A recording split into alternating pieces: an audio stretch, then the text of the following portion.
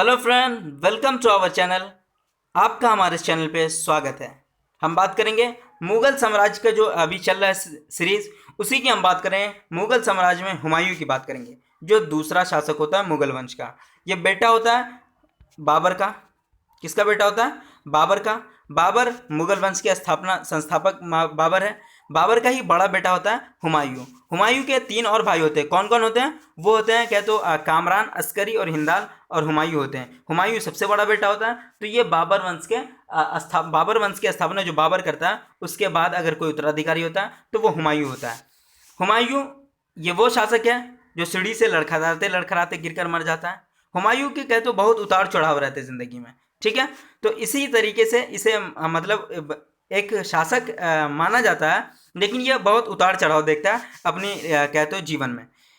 बाबर के बाद हुमायूं बना। हुमायूं कब पैदा हुआ? 6 मार्च 1508 को। कब पैदा हुआ ये? 6 मार्च 1508 को पैदा हुआ। और डेथ कब होती है? 27 जनवरी 1556 को इसकी डेथ हो जाती है। हुमायूं का काल जो चलता है वो 1530 से 1556 तक चलता है। कब तक चलता है? 1530 से 1556 तक चलता है। और 1530 से 26 तक 1526 से 1530 तक किसका चलता है? वो चलता है बाबर का। तो 1530 से ये 56 तक चलता है। चलिए स्टार्ट करते हैं, क्वेश्चन की तरफ आते हैं। क्या है हुमायूं से जुड़े हुए तथ्य? फर्स्ट क्वेश्चन है, कितने साल की उम्र में हुमायूं राजगद्दी पर बैठा था? ये कितने साल की उम्र में बैठा था? 23 साल की उम्र में बैठा था। 23 साल की उम्र में ये बैठा था।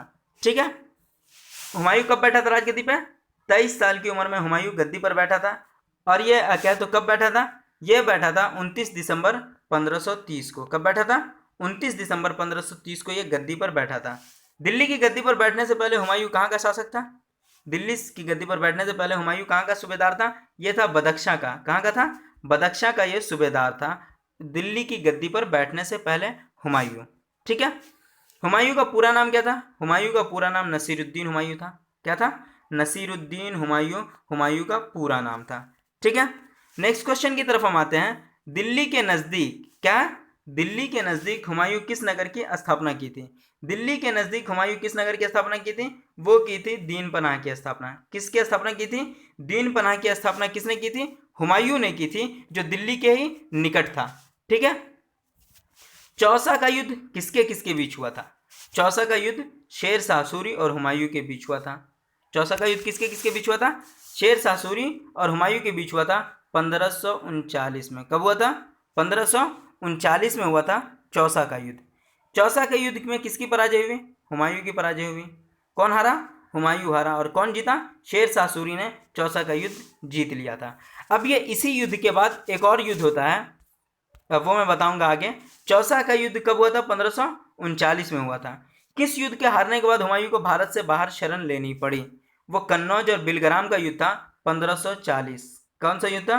1540। इसी में जो हुमायूं को हरा देता है, ये कन्नौज और बिलग्राम का जो युद्ध होता है, ये किसके किसके किसके बीच होता है? ये भी होता है शेर शाह सूरी और हुमायूं के बीच होता है। किसके बीच होता है? शेर शाह सूरी और हुमायूं के बीच होता है ये कन्नौज और बिलग्राम का युद्ध, जिसे कन्नौज का युद्ध भी कहते हैं, बिलग्राम का युद्ध भी कहते हैं। ठीक है, तो ये हुआ था 1540 में हुआ था। 1540 में हुआ था।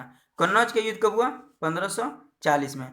अब ये 1540 में ये जो लड़ाई हुई थी, तो 1540 से लेकर के 1555 तक हुमायूं भटकता रहता है। क्या कहता है? 1540 से 1555 तक हुमायूं भटकता रहता है। लेकिन इसी बीच में 1540 से 1545 तक एक चलता है। 1540 से 45 तक शेर शाह सूरी अपना क्या तो शासन चलाता है। उसके बाद इसका बेटा इस्लाम शाह आता है, वो शासन चलाता है 1555 तक। 5 साल ये चलाता है और 10 साल तक वो चलाता है। इसके बाद 55 के बाद फिर आ जाता है हुमायूं। कौन आया था? हुमायूं आ जाता है, और फिर से मुगल वंश चलता रहता है। इसके बाद आता है कि अपने निर्वासन काल में शुरू में ही हुमायूं कहाँ शरण ली? राणा विरसाल के यहाँ शरण ले ली थी। जब निर्वासन यहाँ से मुगल कहते हो, जब शेर शाह सूरी शासन करना शुरू कर दिया था, तो उसके बाद कौन सी जगह कहाँ चले गए थे? किसके शरण में चले गए थे? राणा विरसाल के शरण में चले गए थे। बाद में हुमायूं ने भारत में कहाँ शरण ली? ईरान के शाह के यहाँ गया। कहाँ गया? ईरान के शाह के यहाँ गया। और ईरान के शाह से ही मदद मिलने के बाद ये फिर गद्दी सत्ता में आ जाते हैं। किसकी मदद से हुमायूं ने दोबारा सत्ता हासिल की? तो ईरान के शाह और बैरम खां 1555 ईस्वी में हुमायूं दोबारा दिल्ली की गद्दी पर बैठ जाता है। बैरम खां कौन होता है? बैरम खां वही शख्स है जो अकबर का संरक्षण होता है। अकबर का अगर कोई संरक्षण करता है तो वो बैरम खां ही होता है जो संरक्षक होता है। ईरान का शाह जो था वो इसकी मदद करता है और बाबर हुमायूं फिर से 1555 में दिल्ली की गद्दी पर बैठ जाता है। नेक्स्ट क्वेश्चन है, हुमायूं की मृत्यु कैसे हुई? 1526 ईस्वी में दिल्ली के शेर मंडल नामक पुस्तकालय, किस पुस्तकालय? शेर मंडल नामक पुस्तकालय की सीढ़ियों से गिरने से हो जाता है। ये शेर नामक मंडल पुस्तकालय कहाँ है? दीन पनाह में है। दीन पनाह किसने बसाया था? वो हुमायूं ने ही बसाया था। हुमायूं द्वारा लड़े गए 4 युद्धों का क्रम कीजिए। दोहरिया, चौसा, दोहरिया, चौसा, बिलग्राम और सरहिंद। ये दोहरिया जो है इसे देवरा के नाम से जानते हैं। किस नाम से? देवरा के नाम से जानते हैं। देवरा का युद्ध हुआ था, वो हुआ था 1531 में। कब हुआ था? देवरा का युद्ध ये हुआ था 1531 में। चौसा का युद्ध जो होता है वो होता है 1539 में। कब होता है? 1539 में। बिलग्राम का 1540 में और सरहिंद का जो युद्ध होता है ये होता है 1555 में। ठीक है, तो इस तरीके से टोटल युद्ध 4 युद्ध सबसे इंपॉर्टेंट लड़ते हैं। बाबर भी 4 युद्ध लड़ता है। किसने दिल्ली में हुमायूं का मकबरा बनवाया? हाजी बेगम ने हुमायूं का मकबरा दिल्ली में बनवाया। किसने बनवाया? हाजी बेगम ने। इसकी जो माँ थी उसी ने इसका मकबरा बनवाया, हाजी बेगम का। हुमायूं का मकबरा कहाँ है? हुमायूं टॉम ये दिल्ली में है।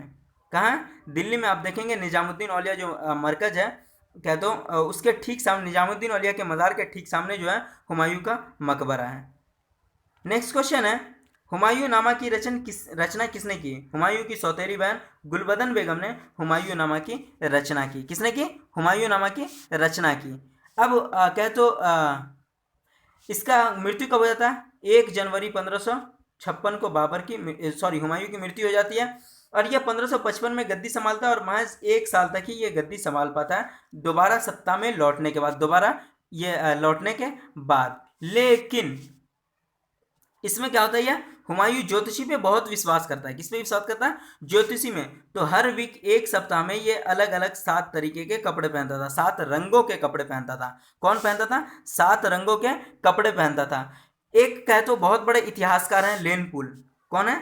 लेनपुल एक बहुत बड़े इतिहासकार हैं। तो उसी ने कहा था इसके बारे में, कहे तो हुमायूं के बारे में, कि हुमायूं गिरते गिरते इस जीवन से मुक्ति प्राप्त कर ली, लेकिन उसी तरह तमाम जिंदगी गिरते पड़ते चलता रहा। क्या कहा? कि हुमायूं गिरते पड़ते इस जीवन से मुक्त हो गया, ठीक उसी तरह जिस तरह तमाम जिंदगी वो गिरते पड़ते चलता रहा। यानी इसकी जिंदगी जो थी बहुत उतार चढ़ाव थी। ये 1540 के बाद गद्दी सत्ता इससे निकल जाती है और शेर शाह सूरी शासन करने लगता है। 1540 से लेकर के 1555 तक कह तो सूरी वंश का ही कह तो काल चलता रहता है। शेर शाह सूरी महज 1545 तक 5 साल तक ये रहता है। तो इस तरीके से हुमायूं की कहानी खत्म होती है। इसके बाद आता है क्या तो अकबर आता है। अकबर जो होता है वो मुगल वंश का सबसे क्या तो बहादुर शासक होता है और क्या तो हुमायूं जो है, हुमायूं की वाइफ का नाम क्या है? वो है हमीदा बानो बेगम। क्या है? हमीदा बानो बेगम। उसी का पुत्र होता है अकबर। कौन होता है?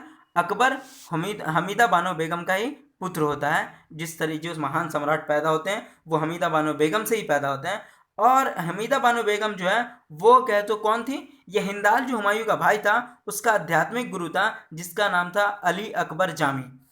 अली अकबर जामी की पुत्री होती है हमीदा बानो बेगम। ठीक है, तो ये मुगल वंश का हुमायूं का सेकंड शासक था, वो खत्म हुआ।